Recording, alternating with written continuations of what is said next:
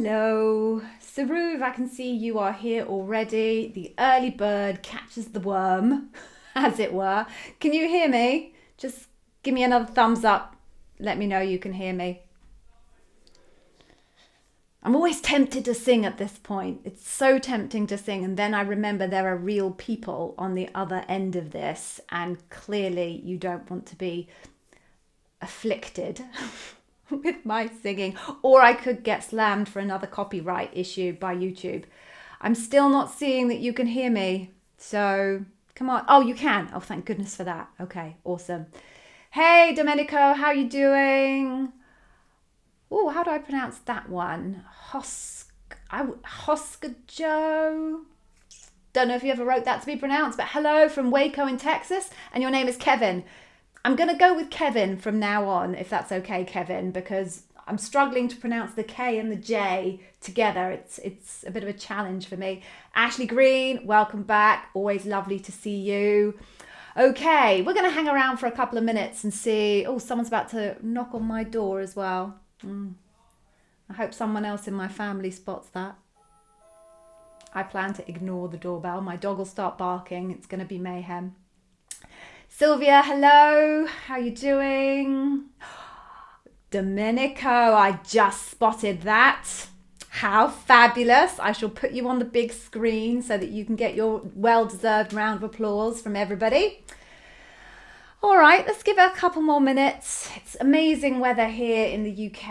I've had like 26 degrees here, which is completely unknown. And I've been furiously inside tapping away with my windows open to try and breathe in the heat. It's never the right time for good weather, really. Okay, so hello, thumbs up. Tell me where you're from. Sylvia, you're from Germany. Do I remember that correctly? That seems to be at the back of my head there. Yes! I'm really good at this sometimes. There are some people who just, their names stick with me. Yay, Gigi, well remembered. Lorene, hello, welcome back. I remember you were here the other day. Lovely to see you again. All right, so shall we get going? And the late arrivals can arrive late. I'm always gutted though, because so many people don't quite make it at the start, and I have obviously this fantastic intro that I created just for you, and everybody misses it. Anyway, all right. Hello, everybody. Welcome. I am Gigi, the Amazon interview whiz. I'm sure you know that because you found me on my YouTube channel.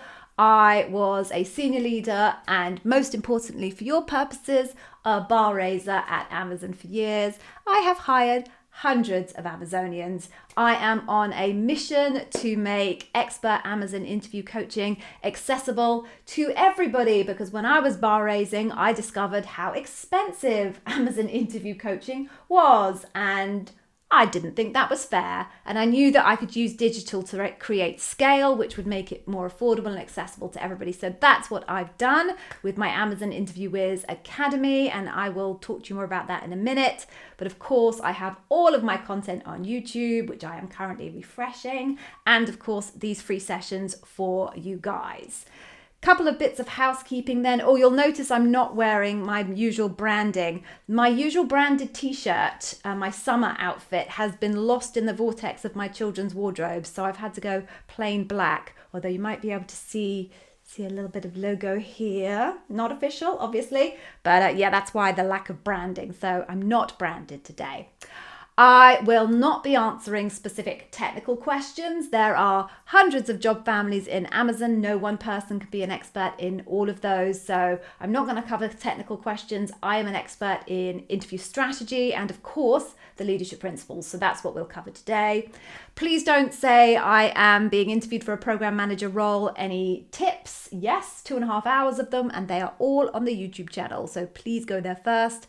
And of course, as always, I will try and pick questions that are as useful for everyone as possible. If you stay until the end, I will be telling you about an awesome freebie that you can get. Some of you have been here before, so you have heard of that before, so apologies for those people who are new. I have an amazing freebie at the end of the show for you. All right, so what else do I need to tell you? I've hurt my back, so I'm going to be sitting here really stiffly, and if I wince or cry out, I apologize, but I've managed to twinge my back whilst attempting a burpee. Google it if you don't know what it is, but it's not good. So it's off to the physio tomorrow, but for now, I'm all right. Lots of drugs. So why don't we get going? Now, let me just go back up to the top and see what we have. I'll say hello to people as they arrive, etc. So Saruv, oh, you want me to cover off what these leadership principles are? Okay. Let me put this up here for you. Oh, the other thing to note, guys, is although this is a free interview coaching session, I actually do require payment, but that payment comes in the currency of thumbs up. So there's a minimum requirement of 6 thumbs up for every question for me to answer. And that's because the YouTube algorithm thinks if you do a thumbs up that the content is really good and it lifts me up in the rankings. And of course, my content is really good. So I deserve to be lifted up in the rankings. So please thumbs up before your questions and we'll all be good to go. Right. So Saruv did thumbs up at the end of his next part of this, so I can see them, you can't. Or maybe you can actually. All right, during a mock interview with another Interview Whizz Academy member, yes, you guys do mocks together. That's amazing, Saruv. I'm glad you did that. You got confused on LPs. Please correct us if the LPs are not aligned. Conflict with someone earns trust. Disagreement with a manager, hire and develop the best. Yes, so conflict with someone is when something's gone wrong, basically, and you're trying to rebuild that. So you kind of have to listen to the whole question rather than just a snippet of word.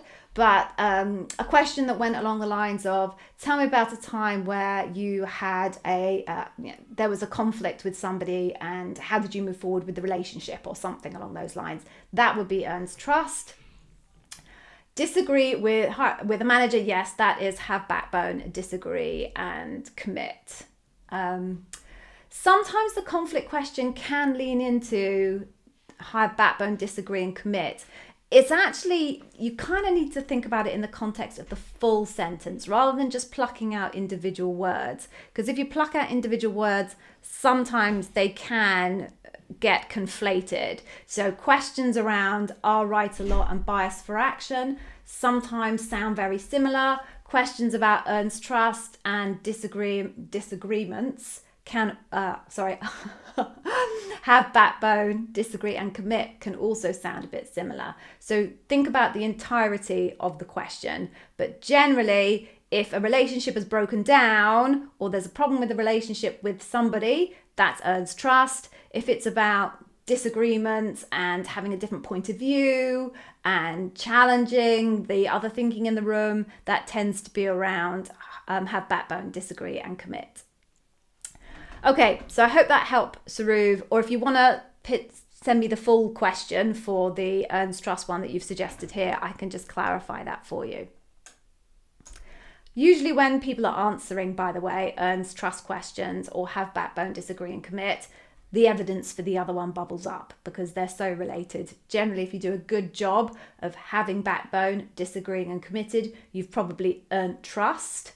And equally, so there are many occasions on earns trust where you've had to have some backbone. So if you went in either direction, to be fair, you'd probably end up bubbling the type of evidence that the interviewer is looking for anyway. Okay, so moving on.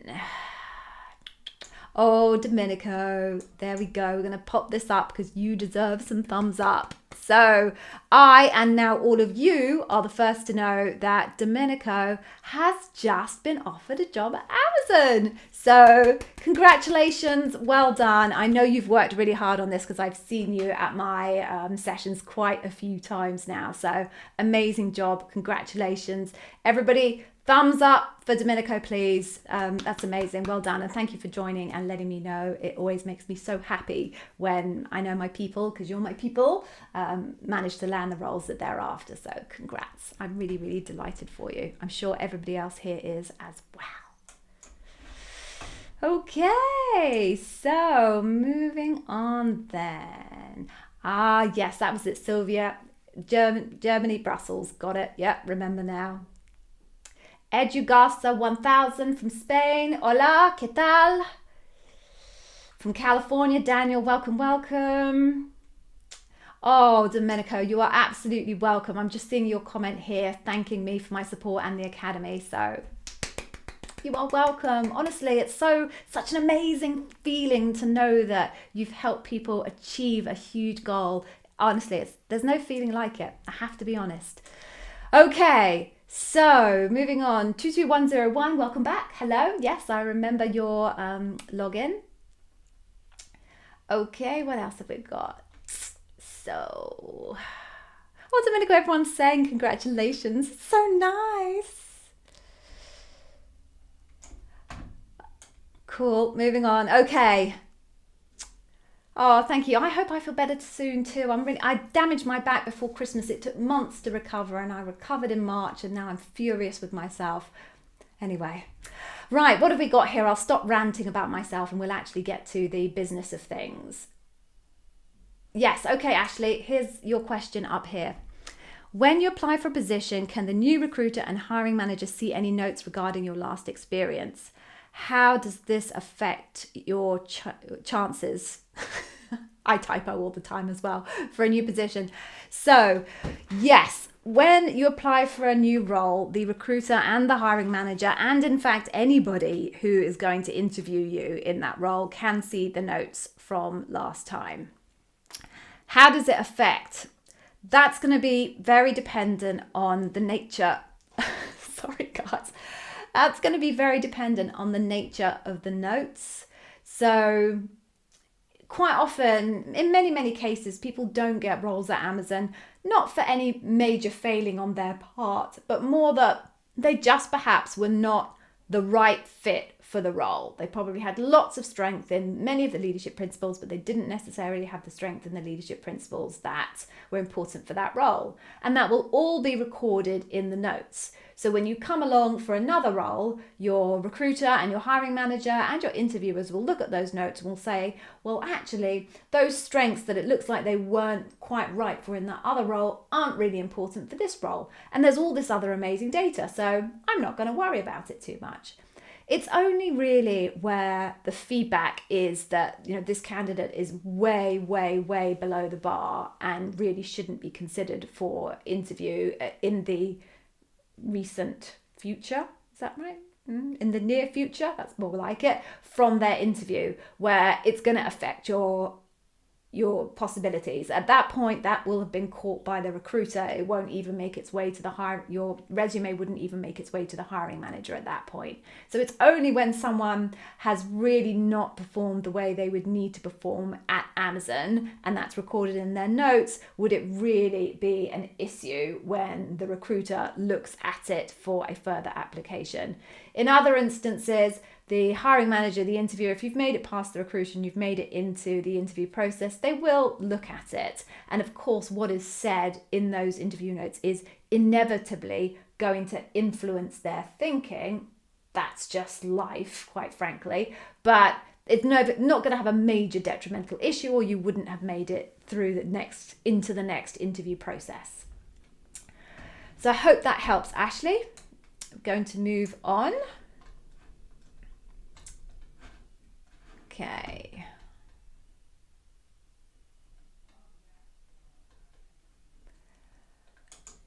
Okay.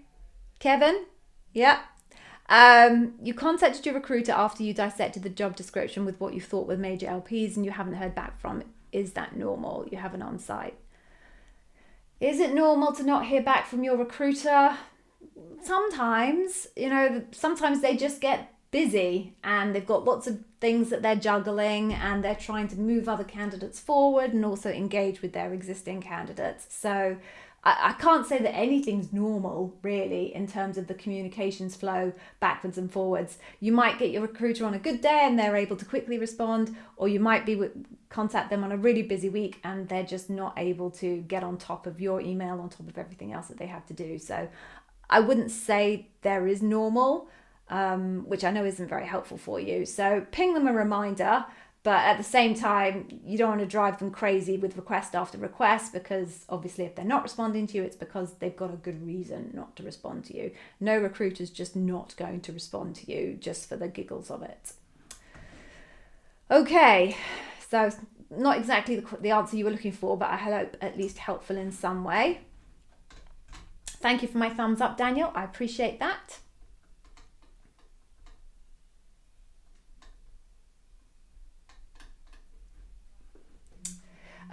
Okay, TU22101. I can't share with you how to approach a systems design question because that's a specific technical question and answer, and I don't have those particular technical information to share with you. So I'm sorry, I can't go into that place for you. That's very specific to a product manager role, and that is not my area of expertise, but I thought I would just mention that to you. Okay, moving on.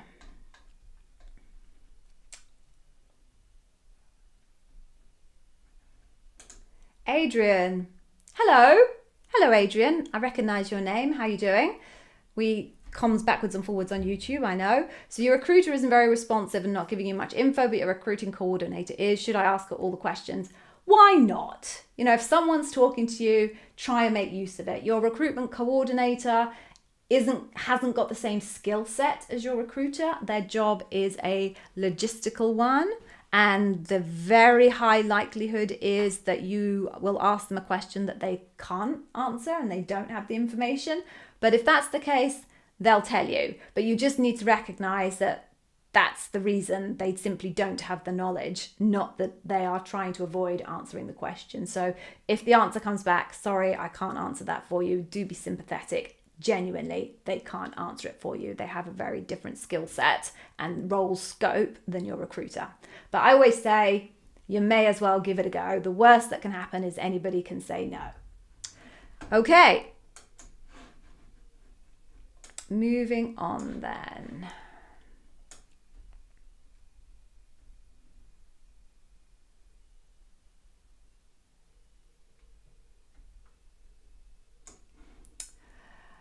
Jeffrey, no thumbs up. All right, I'm going to cover this off for you, but can I have some thumbs up, please? All right. You have your loop interviews tomorrow. You're struggling to come up with stories for some of the behavioural questions, especially since you currently work in the government service where I can't disagree. Oh, so you're talking about have backbone, disagree, and commit. Well, that's the nature of have backbone, disagree, and commit. So it falls into two parts. There's the have backbone, and then there's the disagree and commit. Many people confuse have backbone with absolutely refuse to do what's being asked of you. That's not what it's about. Have backbone is about if you disagree with a process, a point of view, a policy, whatever it is, that you articulate that you share the information about why it is that you don't believe this is the right thing to do, and that you used data to present your case, but that when the decision is made that this is the way it is, you have disagreed and then you commit. So your commitment is, okay, I don't like it, but that's the way it is, and I am going to make sure that I execute on this thing as well as can possibly be executed on. Even though in my heart I don't necessarily believe in it, I'm going to fake it till I make it, embrace it, and be totally committed to that decision. So, Jeffrey, in a context where you can't not commit, just to be careful with my language here, then you should, I think, be in a relatively strong position, I would hope, to be able to say, I didn't like this. I presented the case as to why I didn't like it. I knew that I wasn't going to get anywhere because sure, that's the way it is, but I felt I needed to at least articulate my position, and having articulated my position and having got to the place where I knew I would always get to, which is it was going to be what it was going to be, whether I liked it or not, I then wrapped my arms around it, embraced it, and tried to make it the very best thing that I possibly can. So as far as have backbone, disagree, and commit goes, for you, I would suggest trying going down that route, and just even if you can just find one instance where that happened, then you've got that leadership principle ticked off. If you genuinely don't and cannot answer the question as it surfaced to you in the interview, then my suggestion is you simply admit it. You say, I'm really sorry, I don't have a good example for that question. Rather than waste your time and undermine my own opportunity, could you please give me another question? Now, they'll give you another have backbone, disagree and commit question. I did say I'd taken a lot of drugs, sorry. They'll probably give you another have backbone, disagree and commit question, but hopefully if you've got that one example that I talked about a minute ago, that should cover you off. Okay, moving on then. Thank you for that question, Jeffrey. I hope I have my thumbs up from you. I do. Oh, a little heart as well. Oh, shucks. Thanks. Okay, Daniel, you gave me one thumbs up, so all right, we'll go. Okay. Yeah, I'll cover this off quickly.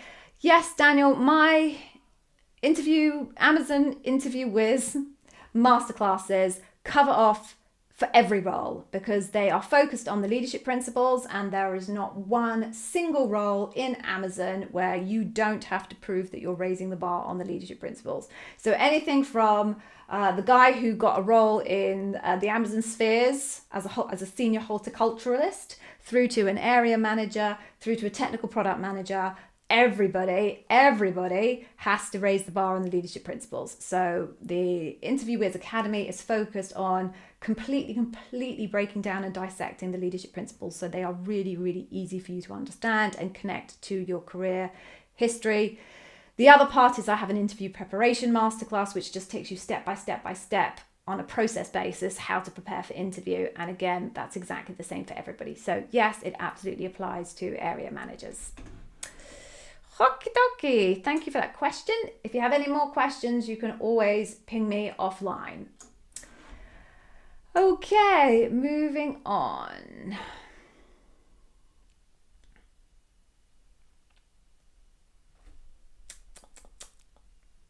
Scrolling. Hello, Mun. Do you know what? I thought that said mum.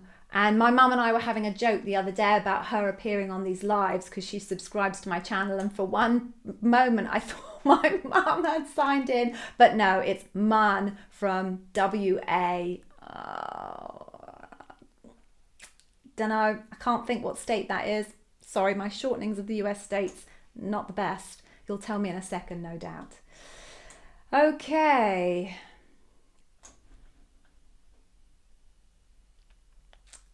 Okay, Andrea, hello, welcome back. Definitely recognize your name. So you had your loop 7 days ago. So 7 working days ago. Okay. You reached out to the recruitment coordinator and said they met on Thursday. Okay. And I should have heard from the recruiter. You still haven't heard back. Tips for the next step. Well, if they met on Thursday and you guys are in the if you're in the US, I just assumed you were actually, but I don't know if you're in the US, but they've obviously had the bank holiday in the US. But I would just be saying at this point, so you're now on Wednesday, email your recruiter. They must know the outcome at this stage unless they've got to the point where they couldn't decide on an outcome at the debrief. So I would just message the recruiter again and say, and show your hand, say, look, I have spoken to the recruitment coordinator. I understand that you guys met on Thursday. I'm obviously really anxious to hear the outcome. So if you please could get back to me as soon as possible, I'd be extremely grateful. Obviously be as polite as possible. But if they know that you know that the debrief has happened, then that might give them a little bit of an extra chivvy to get back to you. I have my fingers crossed for you. Please do let me know what the outcome is when you hear it. Okay.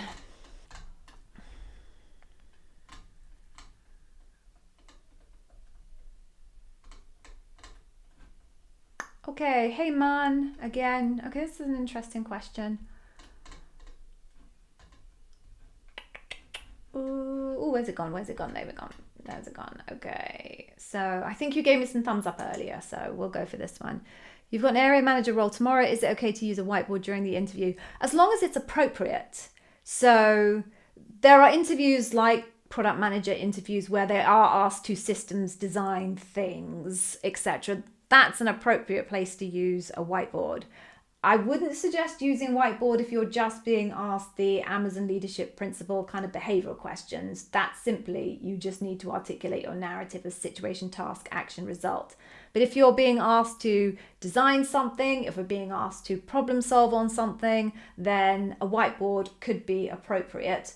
Usually you're told if you're going to need that type of a tool by your recruiter, because Amazon does have their own kind of tools that will work well with Chime, but I can't see anyone refusing to let you to use a whiteboard if you are doing some kind of a problem solving thing. But I would just be suggesting, I'm just checking, oh, you've got it for tomorrow. So it might just be worth reaching out to your recruiter and just asking them, will there be a need for you to do any whiteboarding? And if so, do they have a preferred tool? And then you've got all of your bases covered. Okay, good luck for tomorrow. I hope it goes well. Oh, Jeffrey Bover gave me a virtual hug. Oh, isn't that nice? Okay, moving on.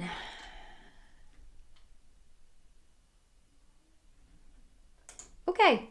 Hey, Davy, how you doing? Where are my thumbs up, Davy? You're going to give them to me in a second, right? Okay. You've got your final loop scheduled for next week, okay? The hiring manager is going to interview again. Should you expect a similar? Yes. Yes, so structurally, your interviews should be very, very similar time and time again. If you've already met the hiring manager in early rounds, which everybody should, then when you meet them again, it will be very much the same thing. They won't ask you the same questions. They certainly shouldn't ask you the same questions.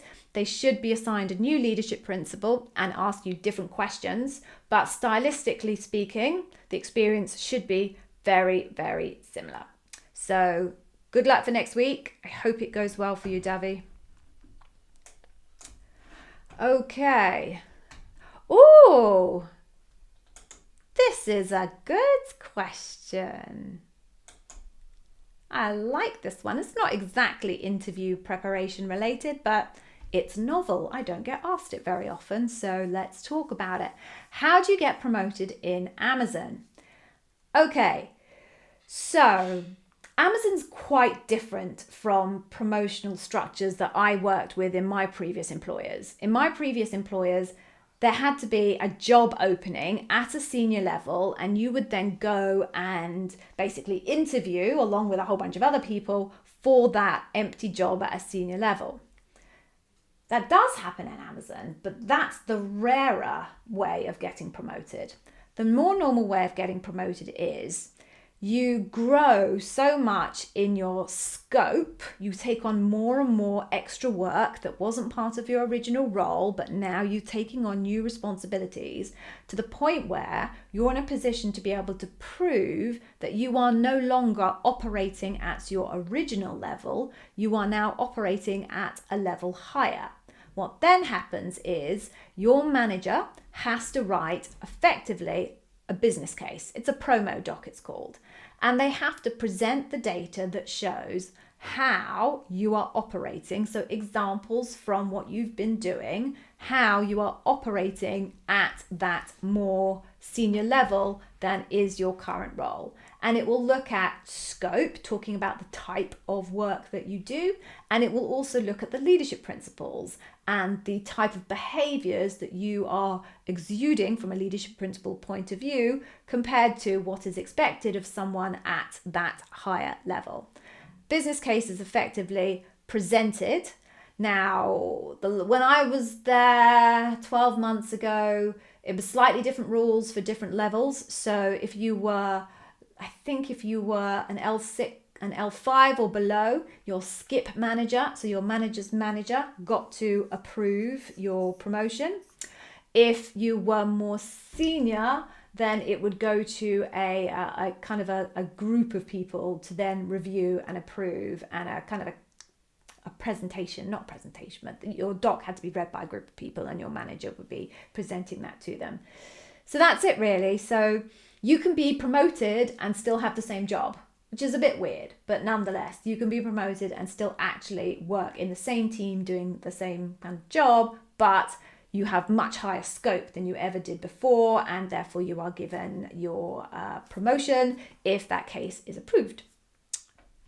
Which I thought was a little bit bonkers when I first arrived at Amazon, and it's not a very British way of doing things. I don't know how common that is in some of the other big tech companies. Okay, WA is Washington, right? Of course it is. Yes, laugh, I know.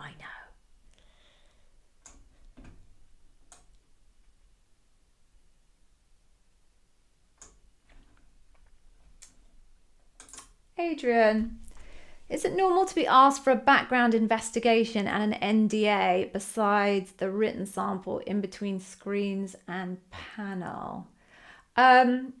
So I think the NDA is becoming more and more common actually, because the teams are using some of the online assessments, etc. They want to cover themselves for candidates not going out there into the world and broadcasting exactly what they've done in terms of the online assessment. So I do think the NDAs are becoming more common. Background investigation doesn't usually happen until much further down the process, usually once you have actually extended an offer, because otherwise you might be doing a whole load of work in background investigation on someone who isn't actually even going to end up being offered the role.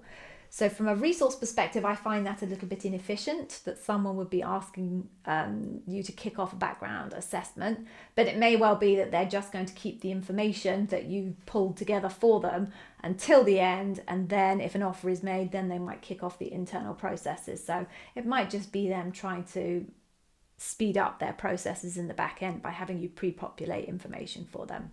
That would be my guess anyway. Okay, I hope that is helpful. What else do we have here? Jazz, come on, need some thumbs up. I'm scrolling and I'm seeing questions and I'm not seeing thumbs up. So Jazz, I'm going to do your first question, but thumbs up, man. All right, let's have a look. You have your LEAP interview next week. What is the best way to prepare? I'll tell you that in a minute. You've got 5. How many examples should I have? Okay, so best way to prepare is obviously with the Amazon Interviewers Leadership Principle interview, the Amazon Interviewers Interview Preparation Masterclass, which will take you through step by step exactly what you should do to prepare, and only $40 plus local taxes. Sorry, you gave that one to me. How many examples should you have? So you probably should plan to have 2 examples per leadership principle. You are unlikely to be asked, well, you won't be asked all 14 because you've got 5 interviews and each interviewer is usually given 2 leadership principles, sometimes 3, but most often 2. So you'll probably only cover 10 leadership principles, but you can't really predict exactly what that 10 is going to be. So you need to have yourself cover for all 14. So you should probably have yourself 2 examples for each of the 14. You can use one scenario and reshape it so that you might be able to use it for earned trust if the opportunity presents, or you might be able to use it for customer obsession if the opportunity presents. So that's a way of synthesizing down the actual number of scenarios you need to find in your career, if you can find one that you could shape for one or the other. But as always, my advice is try not to repeat examples if you possibly can. And if you have to, do as I suggested, which is just to use it for a completely different leadership principle. Okay, thank you for the opportunity to plug my course. I'm very grateful for that one. So much so that you don't even need to give me some thumbs up. I'm feeling very cheeky today, sorry. Okay, what else do we have?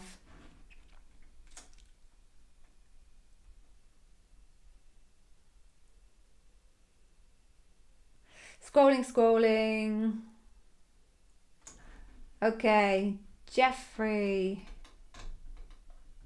Yeah, okay, Jeffrey, let me answer this one for you because this is a good point about how far back you should go for your examples. Some of your stories are from previous role 5 to 6 years ago at least and in military. Can I use them? Okay, so using examples from the military is absolutely fine. If that's your career background, that's your career background. I bar raised on military panels, and I can tell you very confidently that I know the leadership principles align very, very nicely to the philosophy of most military organizations across the globe. So I don't think there's any problem with you using military examples. 5 to 6 years ago, then, let's move on to that. Now, my advice is usually to people to try not to go back much further than, let's say, 4 years, because what Amazon is trying to do is use the evidence from your past to predict your future. If it's your recent past, your interviewer can have more confidence that you are likely to display those behaviors in the near future. Recent past, near future. That said, there are, in many occasions, really good examples from our career histories. If you have a career history that's like 20 years long, such as myself, there are often some really, really good examples that go back further than 4 years, but that just really, really epitomize who you are and how you behave in certain situations. So I would say you will be fine to go back and pluck 1 or 2 of those from 5 or 6 years ago.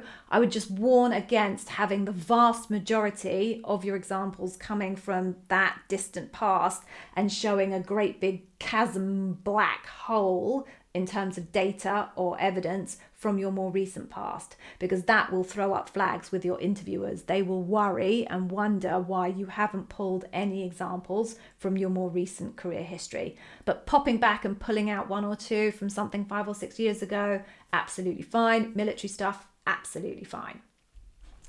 I hope that helped, Jeffrey. Okay, moving on then.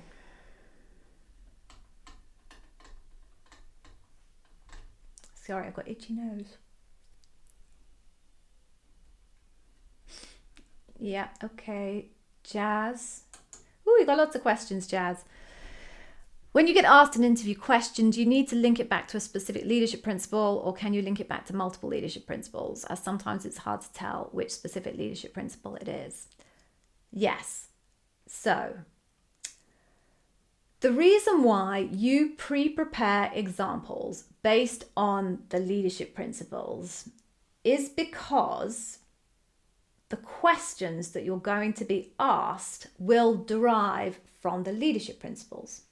So if you create examples that connect back to the leadership principles, then chances are when someone asks you a question that is connected to the leadership principles, you will have an example that matches the question.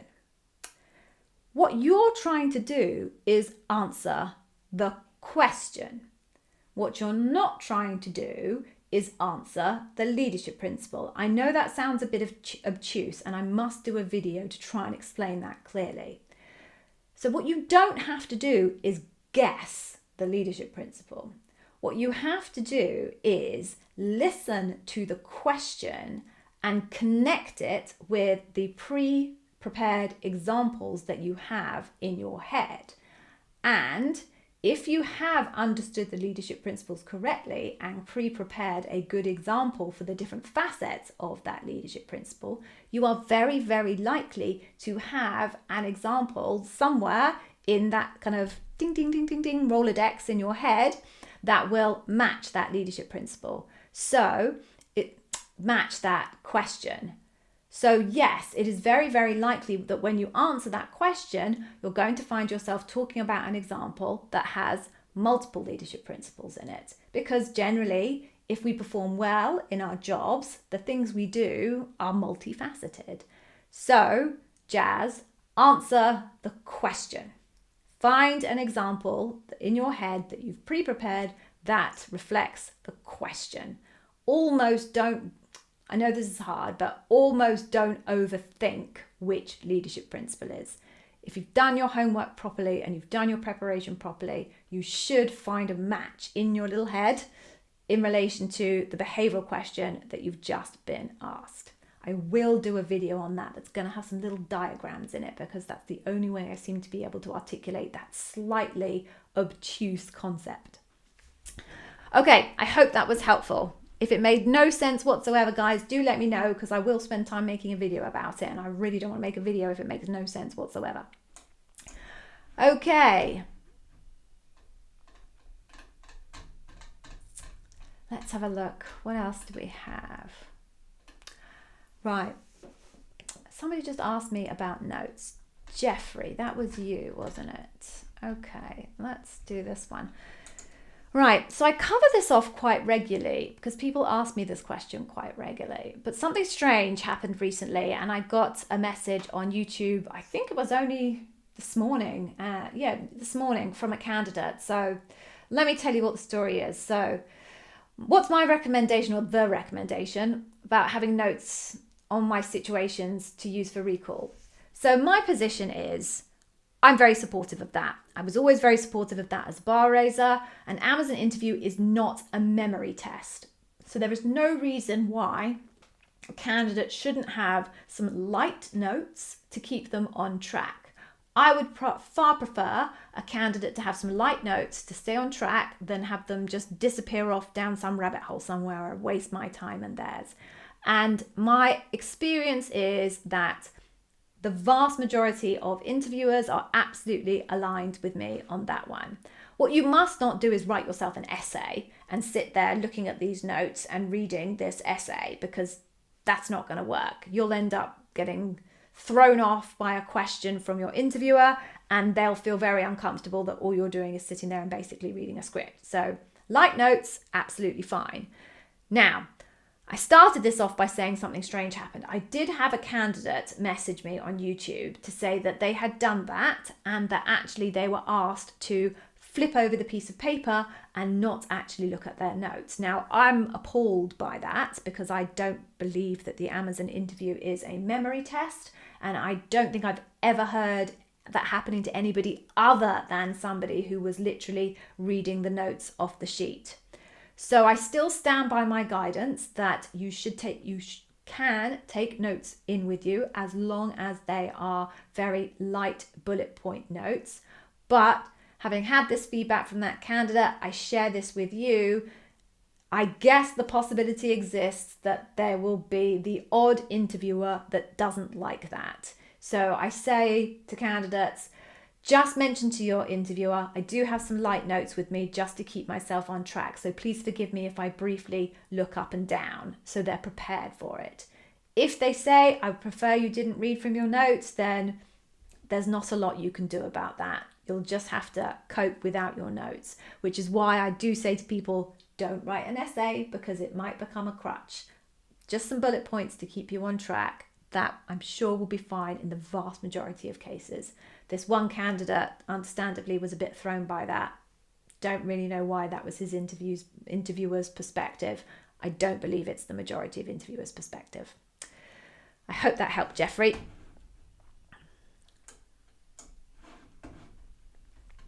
Okay. Weighted contribution, Jazz. All right. What is the weighting of a written assessment and SHL alongside the panel interviews? It does not have a weighted contribution. The process doesn't work like that. You do not get a certain number of points for the written exercise, a certain number of points for the SHL, and a certain number of points for the leadership principle behavior questions. It doesn't work like that. So it's a combination of all of them. The written assessment, your hiring manager and your bar raiser have to feel comfortable that you are capable of stringing a decent sentence together, and that you can articulate a narrative and take your reader through a story on paper. If they feel good about that, tick.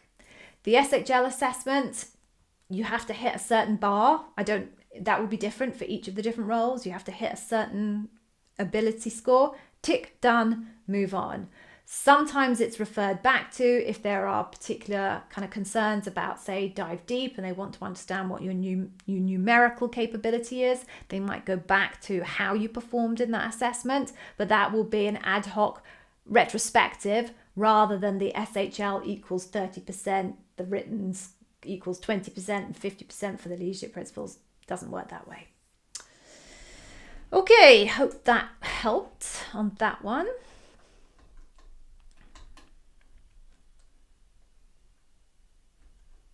Okay, brief one on salaries then. So I'm going to point you to my very, very good friend, Amy Miller, recruiting in yoga pants. I almost said underpants, but I didn't.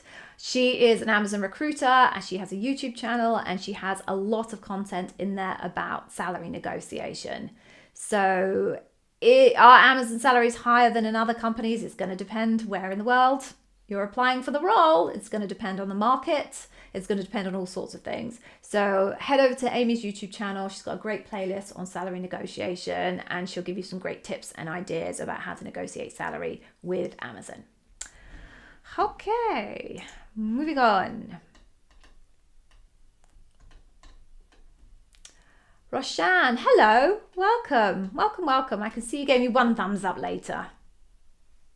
Need more than one, but all right. At least I got the one from you. Welcome.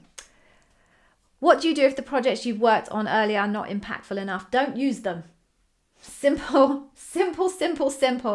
You've got to show Amazon that you deliver results, that you make an impact on your company, that you've moved the dial, that it started out one way and after you got your grubby little hands on it, it ended up in a much better place. If you do not have examples that show that, do not use them, because they are definitely looking to see whether you are the type of person that is going to have a decent impact in Amazon.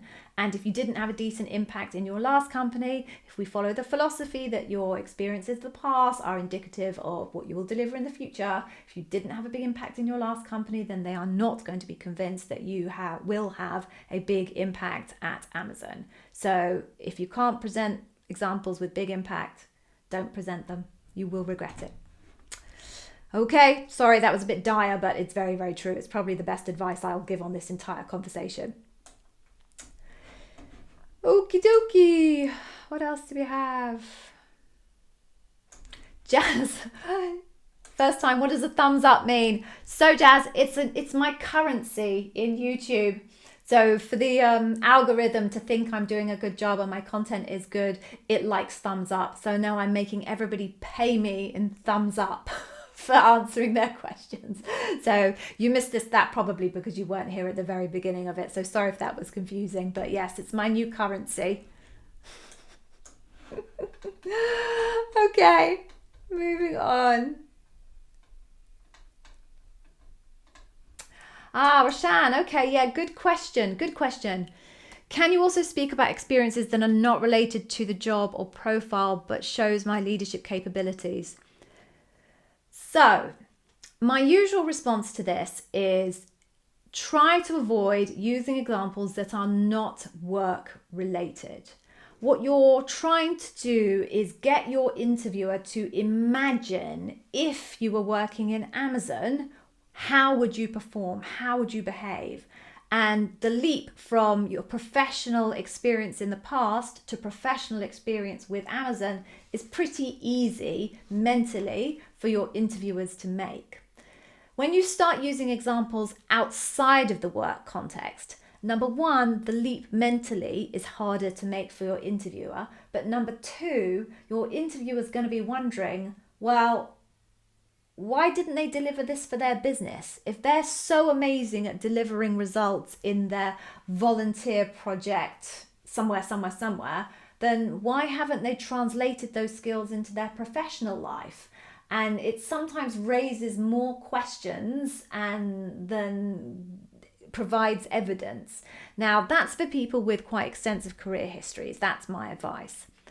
If you are a graduate, if you are a PhD, if you're very early on in your career, you've maybe only had 1 or 2 years experience, then you don't have a lot of career history to tap into, and therefore finding examples from outside of your career and volunteering or whatever it is, then is much more credible, because there's a very good reason why you've had to go outside of your professional experience and go looking for examples somewhere else, because you just haven't been working for long enough. So your interviewers get quite comfortable with the reason why you've had to do that.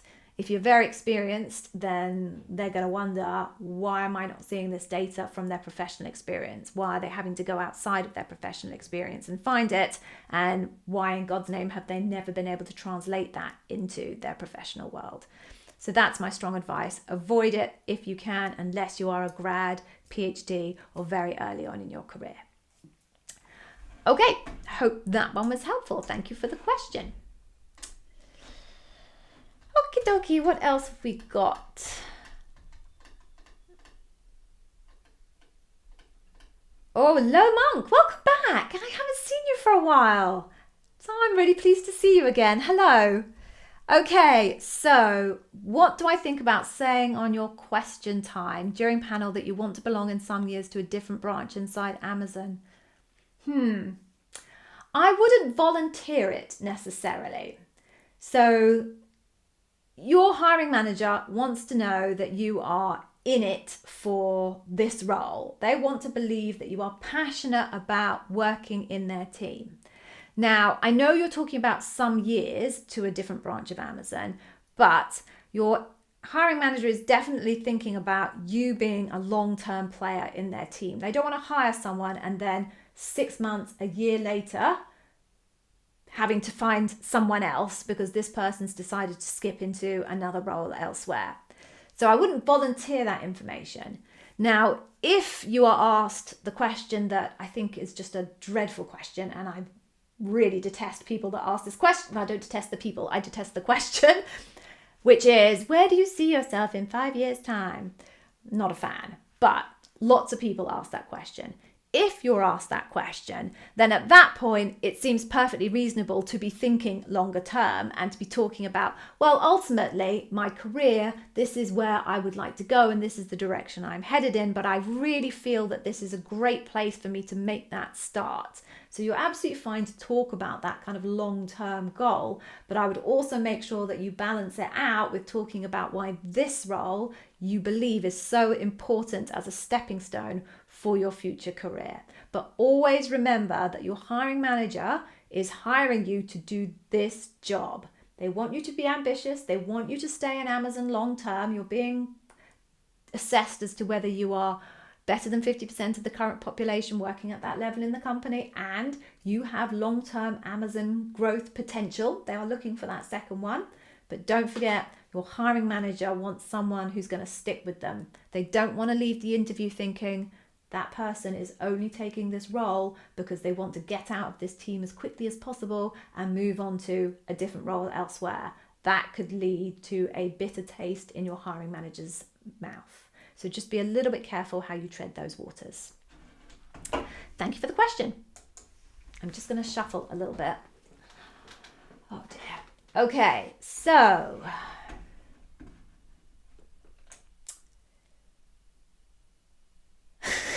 Jazz, this is a bit random, Jazz. I'm curious about this now. You created a YouTube channel just to ask me questions. That's interesting. All right, send me the link. That could be interesting. That's very creative. You might put that one down to Invent and Simplify one day. I look forward to seeing it, Jazz. All right, what else have we got? I'm conscious of time as well. Let me just do a quick scroll and see what we've got. All right, just see if I can find somebody who I have not answered a question for. Silvana, hello. Okay. Hello, Silvana. Welcome, welcome. You're prepping for your loop and you have a prep call with the recruiter this week. Yep. Do I know what you can expect from that or smart questions to ask? So the prep call is exactly that. Your recruiter gets, well, they don't get paid necessarily, but they get rewarded. They have goals for your success. So they will have a prep call with you to try and make sure that you're well prepared, that you understand the leadership principles, that you have a good STAR structure in mind, that you know that you need to try and make your examples as relevant for the role as possible, all of those things. So that's what you should expect from that prep call. One little extra bit of advice I give you for that prep call is, and you asked me about smart questions, compensation. So I strongly advise candidates to get the compensation conversation in before they go all the way through the process. There would be nothing worse, and I have heard it happen, than making the whole way through the process and discovering that what Amazon is able to offer you is nowhere near what you need in terms of compensation. So, Savannah, if you haven't yet had the compensation conversation, I would use your prep call as an opportunity to raise it with your recruiter. Do your homework first, obviously. Check out the average salaries for your type of role in your location to be able to take a view of what range that you feel you would be comfortable in. I think salaries.com or salary.com is a website my Amazon recruiters always point me towards. So go have a look at that. In terms of smart questions to ask, I guess one of the biggest things that is a risk when it comes to applying at Amazon is just understanding the scope and complexity of a role. So I would also use that conversation to really get your head around the scope and complexity of the role that you're interviewing for, so that the examples that you come up with are examples that are equivalent to the scope and complexity of the role that you're going for. So for example, my role in Amazon, I ran a team of like 26, which is a massive team in Amazon. So knowing that in advance is really important, so that when I went to my interview, I didn't talk about necessarily the experiences I had when I was running like 1-man and 2-man teams, which happened to be a long time in my career history anyway. But I made sure I focused on examples where I had big teams. So that's kind of another thing that I think would probably be a very useful thing to you to scope out in that meeting or that prep meeting with your recruiter. Okay, I hope that was helpful, Silvana. Good luck. I hope it goes well. Okay, we've got 3 minutes left. So let me just have... Oh, thank you, Deepak. It's a useful session. I'm delighted. I'm glad my time is being well spent. Okay, let me just see anything else.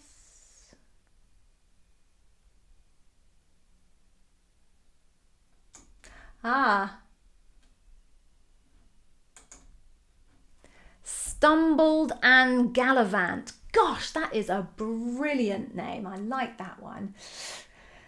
Okay, so you got the work style assessment and simulation for a role. Is this a new type of assessment Amazon is using or role specific? Yes, I actually just put up I think I put it up on Sunday, a new YouTube video about that particular online assessment. It's called ACE Basic. Yes, it is quite new. And when I say quite, I think it's been running for about 6 months or so. But what is happening is it's being scaled out much further into the organization than online assessments used to be. So it used to be only rather specific kind of roles, particularly kind of technical type roles, would get online assessments to do, or some of the more junior roles where they're doing things like SHL assessments just to assess people's basic competency and numeracy and literacy, etc. Now, this ACE Basic online assessment is pretty much going out everywhere. I've heard L4s get it, I've heard L7s get it.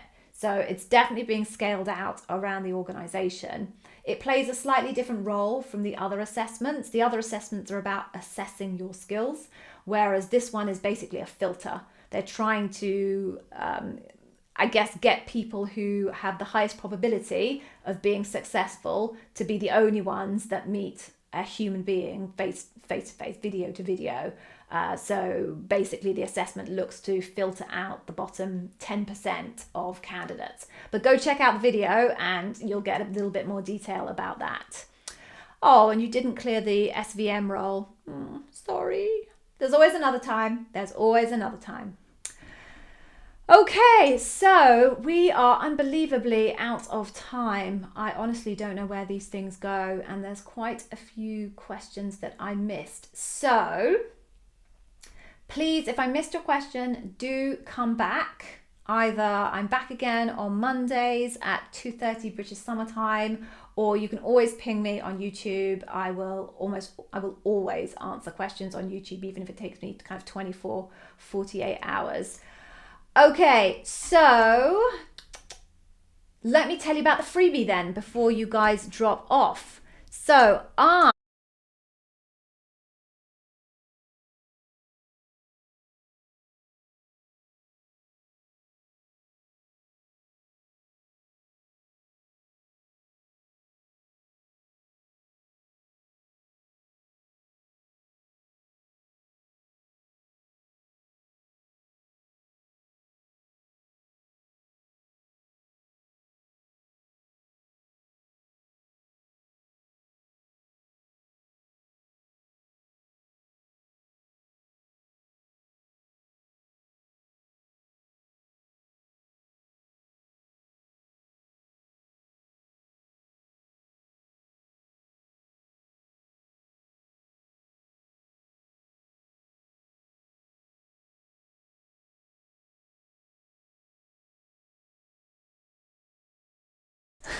I'm muted. Oh no, that's so embarrassing.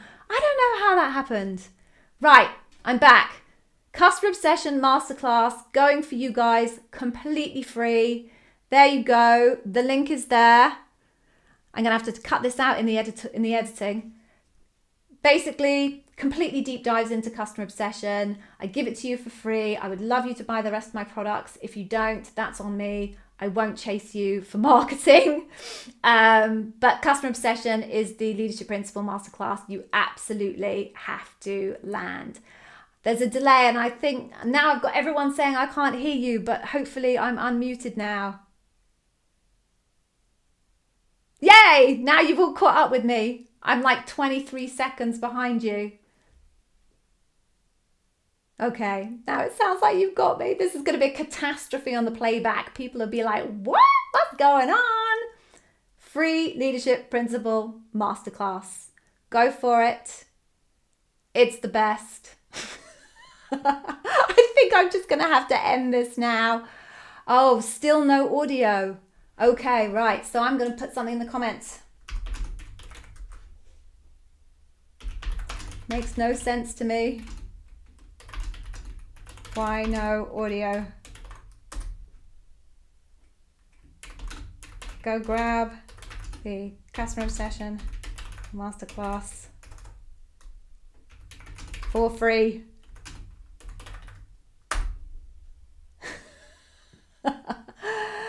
Chaos reigns. Right, I've probably lost half of you by now because you've given up on me. So I'm going to go. I'm going to leave you. I have no idea why I'm muted. Makes no sense to me whatsoever. Thank you, Adrian, for recommending the Academy. I'm very grateful. Guys, be safe. Lots of love. I see you soon. Bye-bye. Now you can hear me. Ah, well. Go get the Customer Obsession Masterclass. It's free. It's for you. Nail your interviews, guys. Well done, those of you who've managed to land jobs. Thank you so much for your time, and I'm very sorry for the technical issues. Take care. Be safe. Bye-bye.